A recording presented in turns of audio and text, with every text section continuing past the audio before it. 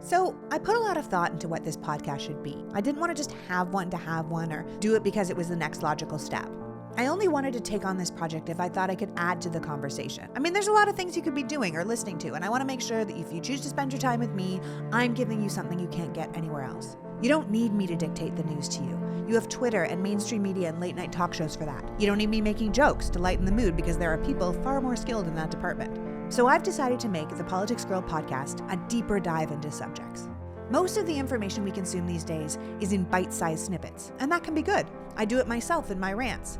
People have very little time, and sadly with our dwindling attention spans, snackable information is a good way to get ideas into people's brains. But not everything in the world is black or white, good or bad, clickbait headlines. One of the things we've lost in this society of 24-hour news and social media and smartphones is nuance. And I'd like to add that back into the conversation, but in a way that doesn't feel too overwhelming. To give you some context on the big issues facing the world right now, so when you hear them come up, you're able to filter them through the lens that includes critical thought and understanding. At the end of the day, the only way we're turning around this country is if more people care.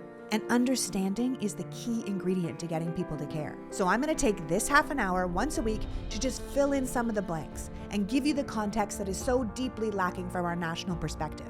Starting in the new year, I'll begin an interview project where I have conversations with leaders to best understand what they're doing to help us and what we can do to help them. Both pods will be under the Politics Girl banner, but one will be an interview project while the other is kind of a thought expansion project. Ultimately, the goal is to increase people's knowledge on the issues. Because when we understand, we care. And when we care, we do something. As my original slogan went, know, grow, change. That's what we're looking to kickstart here. There are a lot of places you can go to be entertained, and although I am entertaining enough, I also hope that hanging out with me once a week gives you the confidence to go out in the world and talk about these things with other people. Because it won't work if I'm the only one doing the talking. We need you. So on that note, let's begin.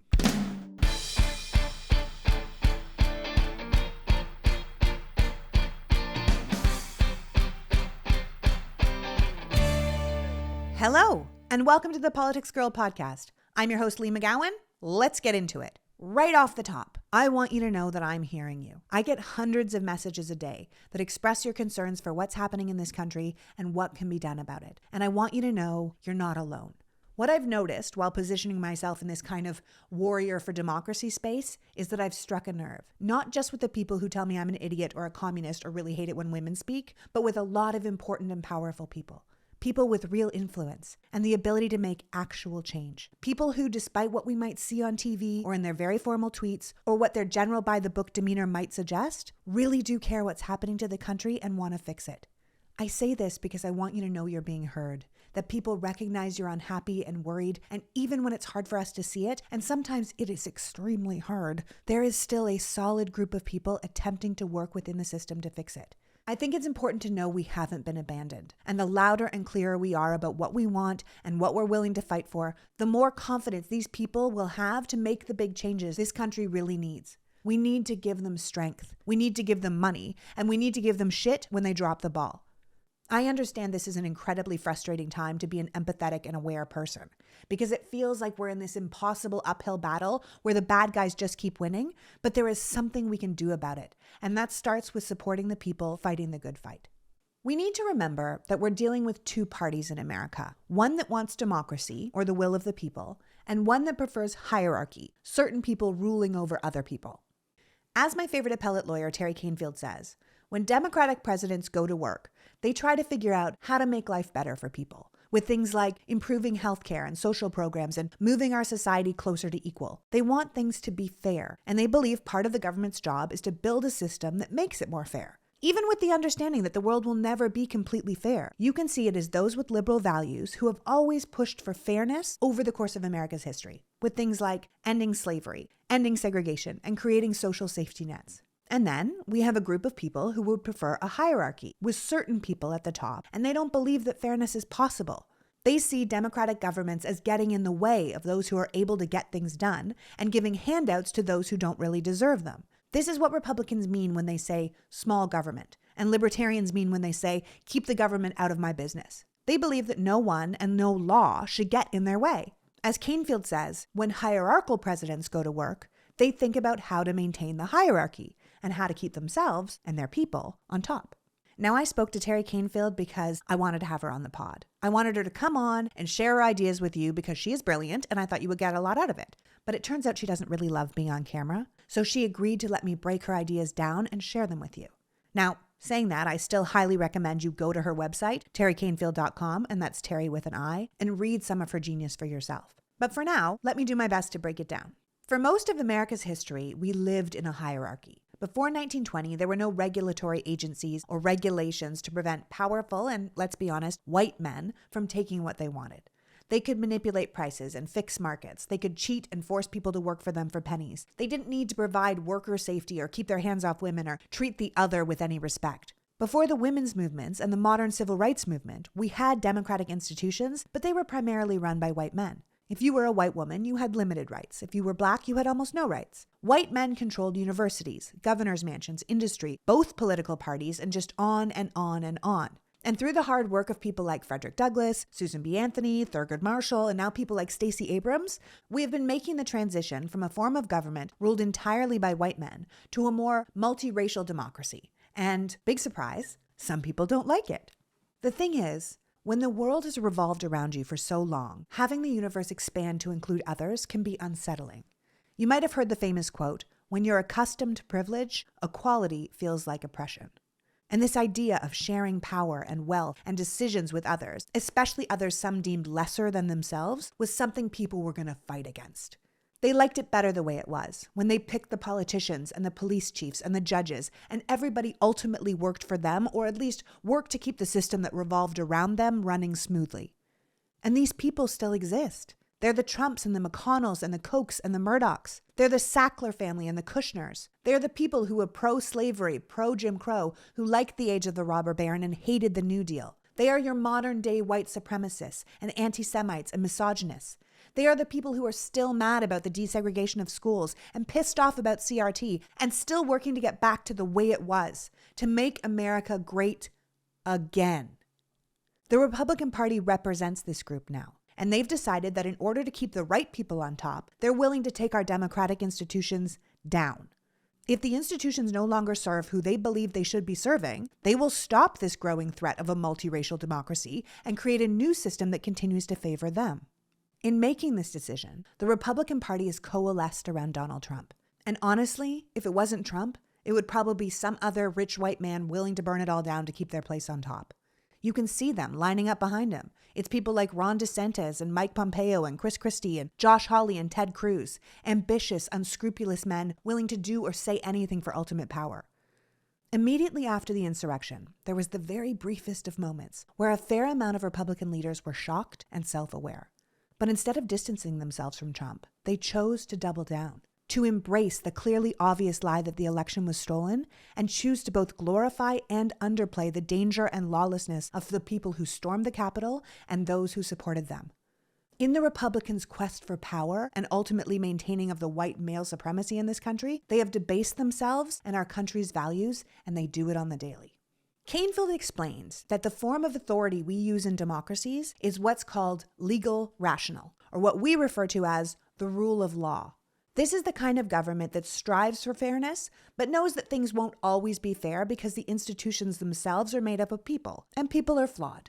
The legal rational form of authority is also very slow, because the power is spread out to make sure nobody has too much of it. It's why our founding fathers created 3 separate but co-equal branches of government. Why we have checks and balances. You need a warrant before you arrest people, are presumed innocent until proven guilty, and why we get a trial by a jury of our peers. All these steps, these checks on power, make it harder for some wannabe autocrat to take over, but it also makes government move at the speed of molasses. Autocracy, on the other hand, moves fast. A dictator or a fascist leader doesn't need to follow the rules or ask for permission. They just do what they want when they want to do it. And that speed, that control, it thrills people. The whole idea of lock her up falls into the authoritarian camp. The Republican base wasn't interested in looking into what Hillary had done, putting her on trial, punishing her if she deserved it. They just wanted her gone. Rule of law be damned. And Trump made it very clear that if he had had just a little bit more power, that is exactly what would have happened. Kanefield says that this idea that Democrats should fight like Republicans is misguided because it only plays into the hands of the wannabe authoritarians.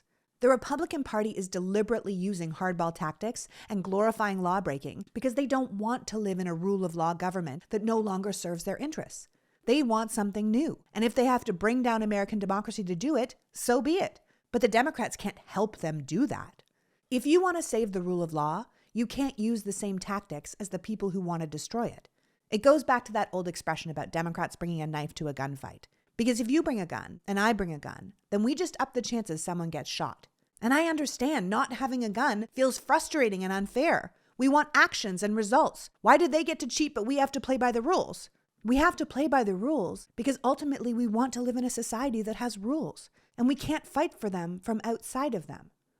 Most of us can agree that we want Trump and company in jail like yesterday. But we can't do that because democracies don't just throw people in jail. We have due process. And from what it looks like, the DOJ is working its way through that process. Despite the lack of fireworks, over 700 insurrectionists have already been charged. The Trump Organization has been indicted, and the January 6th Commission is plugging away. But because Trump isn't already in handcuffs, a lot of people feel it just proves the system is broken. Counterpoint. The fact that he's not already in handcuffs means the system is working. Slowly and annoyingly, yes, but exactly as it was designed. We have to remember that for much of America's history, criminal justice meant locking black men up. And a lot of people worked for years in criminal justice reform to counter this pipeline to prison system and make justice more accountable, to make it harder, not easier to put people in jail, to slow things down and make sure you're doing them right. Now, we are light years away from a truly fair justice system, but we don't want to just remove all the protections that people have fought so hard for because we want a certain person locked away. I mean, we do, but we can't. Autocracies throw dissenters in jail. Democracies give them due process. As Kanefield says, if both sides act like autocrats, we guarantee ourselves an autocracy. Because if nobody is defending the rule of law, both sides are the same, and then there's no hope for America. Okay, so that's a good dip into where we find ourselves in the fight for American democracy. So let's take a little palate cleanser with a segment I'm calling, I don't think that word means what you think it means. And this week, we're going to talk about a phrase. People keep talking about a red wave. The red wave. Prepare for the red wave.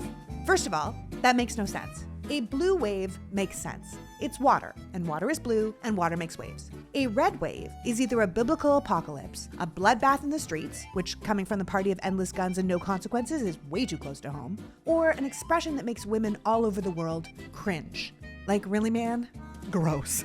Red wave sucks. Get your own expression. And for the record, the polls are not showing a red wave. Nancy Pelosi just said the Democrats are strategically poised to retain majority control in the House in 22. And despite what you hear, Biden's poll numbers are actually better than Reagan, Clinton, and Obama's at the same period in their administration, and they went on to win re-election no problem. So if the Republicans win it, it won't be because they were out here winning hearts and minds and building support for their policies. It'll be because they gerrymandered, redistricted, and voter suppressed their way to an unlawful seizure of the House. And if your key concern is stirring up fake controversy and changing the laws so Democratic votes don't count, you're not winning. You're rigging the game so you can't lose. And that's a little more red dawn than red wave, if you know what I'm saying. So I don't think that word means what you think it means. And we're back. So right now we're feeling impatient and stressed at what feels like this lack of action and consequences for Trump and his enablers. We watch Trump mass pardon people on his way out of office. We hear about all the crimes he's committing on the news. People keep publishing books about the endless criminal actions that went down during his administration, and we see him and his people continually break the law every day. It's just story after story after story, and it's making us crazy. But unfortunately, real-life justice is not the same as TV justice. It's not quick or wrapped up in 40 minutes. You don't get a conviction from what you hear in the news. You get them in a courtroom. And it takes a lot of work and a lot of time to get a conviction beyond a reasonable doubt. We only get one shot at Trump. And if we get it wrong and he becomes an acquitted martyr, that would be a heck of a lot worse than waiting a little bit longer for a guilty verdict. And as much as I would like to know, I'm pretty sure we're not hearing what they're doing over there at the Justice Department because no reasonable prosecutor should be talking about an ongoing investigation. We've all seen enough Law and Order to know that. They can't be tipping their hand or letting us know where they're at because telling us would just be bad lawyering and it would only help the other side. There's something called the magic bullet theory that goes like this. If only blank would happen, then the problem would be solved. Right now, the January 6th Committee and the Department of Justice are playing the role of the magic bullet. We think if we could just hold enough people accountable, put enough people in jail, Trumpism will crumble and the threat of authoritarianism would just go away. The problem with the magic bullet theory is, if your bullet fails, you're fucked. You put all your eggs in that basket. It's the disappointment many of us felt when the Mueller report failed to produce the results we'd hoped for, or the second impeachment trial failed to remove Trump from leadership. We were counting on those things to fix the problem, and when they fell through, we got depressed. But we have a bigger problem in America than one corrupt administration. We have an alarming amount of people who now fully support Trump's efforts to overturn the election or believe that he actually won. A dangerous percentage of them look at the insurrectionists as heroes and martyrs. A fair amount of those supporters are law enforcement and military and in the justice system. They are people with government roles, key roles in the media, or billions of dollars at their disposal. We have people starting their own militias and working on college campuses and taking over our school boards. And this whole group is fed by an almost completely unregulated propaganda machine. If we think putting Trump in jail or holding those responsible accountable is just going to cause all those people to change their minds and go home and learn to embrace a multiracial democracy, we're kidding ourselves. Criminal justice won't solve our political problems. This is bigger than one man and one movement. Holding this corrupt leader accountable is an important first step, but the problem will still be there. Kanefield points out that a lot of big names are pushing for the Justice Department to make a statement by hauling Steve Bannon off to jail the second the deadline for his subpoena passed, even though she says it's likely the committee already had copies of the documents they were seeking and wouldn't be deposing him for at least a week. And she agrees it would have made quite a statement. It would have made for some great theater, but it also would have seriously raised the temperature in the country and started us down a road we might not be able to get off. When Bannon did in fact fail to show up for his deposition, the committee made a criminal referral then, which in Kanefield's opinion was the most appropriate, if not the most dramatic time to make that call. Twitter went crazy, calling the Democrats lazy and cowardly and afraid. But Kanefield points out that actually following the legally appropriate standard, rather than doing some sort of Trump-style theatrics, Biden's DOJ actually did the country a major favor. She said, when the news becomes a show, what matters is who puts on the better show. And there is no better showman than Trump. In other words, don't try to out-fascist the fascists. I get the anxiety here. I feel it myself. Every day these people aren't held accountable for what they tried to do, what they still want to do, the lies they're telling, the chaos they're sowing, the worse it gets. It's an emergency, and we can't underestimate the threat we're under. But as Kanefield points out, the last thing you want to do in an emergency is panic. Panic can motivate people to action, but it's usually pointless action. Think of the Titanic launching lifeboats half filled, or people stampeding over others to escape a fire, and the death toll ends up being higher from the trampling than the fire itself. Kanefield points out that the increasing panic we're feeling has a few sources. The first being people who sincerely believe it is essential everyone understand how close we are to slipping into an autocracy. I fall into this camp. We want to wake people up. We want to shake those who aren't paying attention out of their complacency. The problem, Kanefield explains, is that while we are trying to get the attention of people who aren't paying attention, the people who are paying attention are drowning in doomsday messages, which either sends them into a complete panic or wears them out. The next group of people are those who realize that peddling panic and doom earns clicks. This is the business model of right-wing news, but it's also the tactic now used by most major media outlets. People like hits. And if this doesn't happen, we're doomed is always going to get more clicks than here's a list of steps we can take to save our democracy.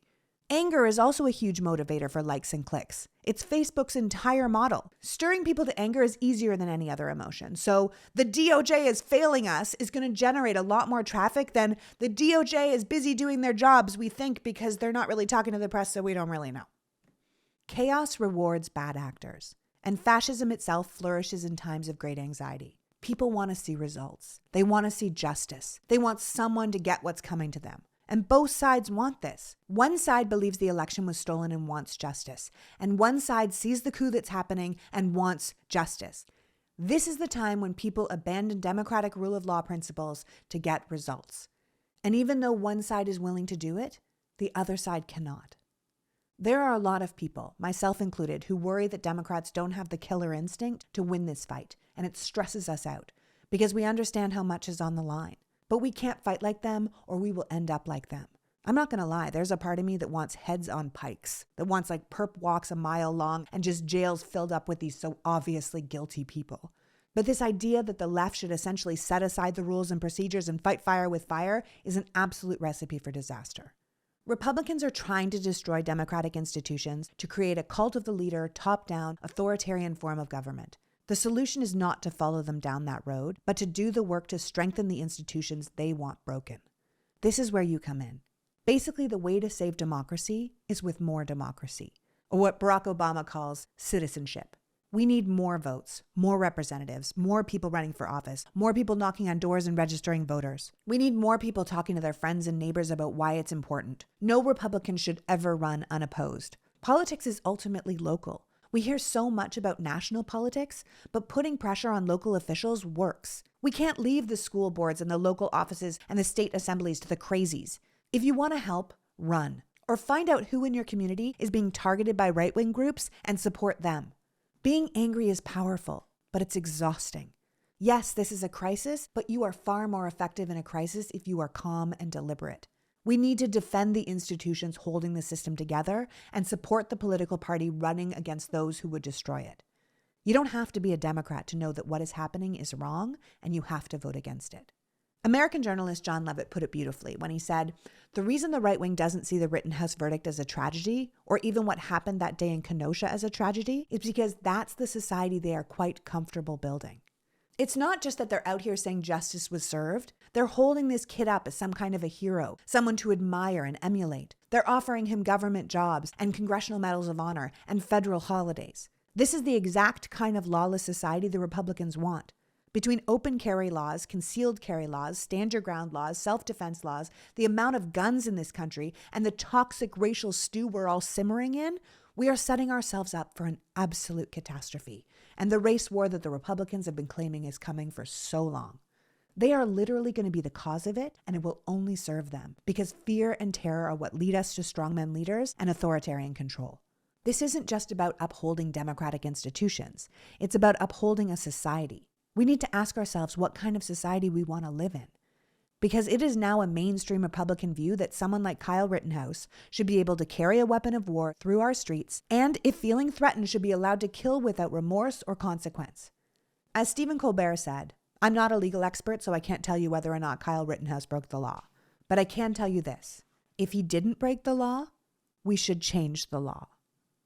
A growing authoritarian impulse is winding its way through the Republican Party. They want the police to be fully militarized. They were supportive of vigilante groups picking up protesters and throwing them into unmarked vans. They put paramilitary on the steps of the Lincoln Memorial to scare people. They cleared the streets by tear gassing their own citizens and sent military helicopters to intimidate us. They publicly support the insurrection where a mob broke into our Capitol to stop the peaceful transfer of power and would have allowed their leader to stay in office despite losing the election if they could have just managed it. And now their actions are telling us that they are okay with the kind of lawlessness that would have certain people shooting other people dead in the street. We are at a place where one political party is willing to use the institutions when they go their way and discard them when they don't. And we need to find a way to counter that behavior without discarding the institutions ourselves. The bottom line is we have to convince more people to defeat this kind of politics by using the democratic system and not by abandoning it. Voting works. Organizing works. If our votes didn't matter, they wouldn't be trying so hard to suppress them. So stop being mad at Democrats for not stopping this swing into fascism and be mad at the Republicans for embracing fascism. Stop demanding the Democrats be perfect and deliver on every promise while expecting the Republicans to behave despicably and only look out for themselves. Stop saying if the Democrats don't fix all of this or give me all of that, then I'm not voting for them again, without acknowledging that that decision will only get you less of what you want and give the people you disagree with more power. If we give up now, things will only get worse. So we have to stop attacking the people standing between us and authoritarianism. They want us to turn on each other or get so despondent we just give up. They're wearing us down with their terrible behavior and lack of consequences. They want us to believe it's hopeless, so we let our guard down and they waltz in and take it all. But if we let them take it all, it really will be hopeless. America has always struggled between those who want democracy and those who do not. We work to make laws that create fairness, and there's always a group working to roll those laws back. We push forward, they push back. America has never been a fully working democracy, but it's always been a work in progress. And we can look at that and say, wow, look how far we've come. Or we can look at that and say, see, we started broken and we're still broken and nothing's ever going to change. But don't forget the people who made real change over the years, who pushed for fairness and equality and changing the status quo. They didn't have the luxury of being cynical or nihilistic or just throwing up their hands and abdicating responsibility to a broken system. They had to believe change was possible or they wouldn't have been able to fight. And that is how we've accomplished every major piece of progress in this nation's history. It's how we desegregated schools and got women the vote and made gay marriage a reality. It's how we got Social Security and workers' rights and passed the ACA. It is how we will end up embracing the trans community and building a democracy that works for all of us and saving our planet for humanity. Not from being cynical and shutting down, but from being passionate and standing up. So that's it for this week. Let cool heads prevail. Don't buy into this doom and gloom that unless this happens, it's all over. It's that kind of thinking that makes us feel helpless when we actually have the power to make a difference. As Kanefield says, the closest thing we have to a magic bullet is a Democratic sweep in 22 from national politics all the way down to local offices. And we can do that. Now go out and make the world a better place. Because no one needs a red wave. I mean, seriously. Hopes. Until next week, PG out. The Politics Girl podcast is written and performed by me, Lee McGowan, in partnership with the Midas Touch Media Network, and produced and edited by Happy Warrior Entertainment. All rights reserved.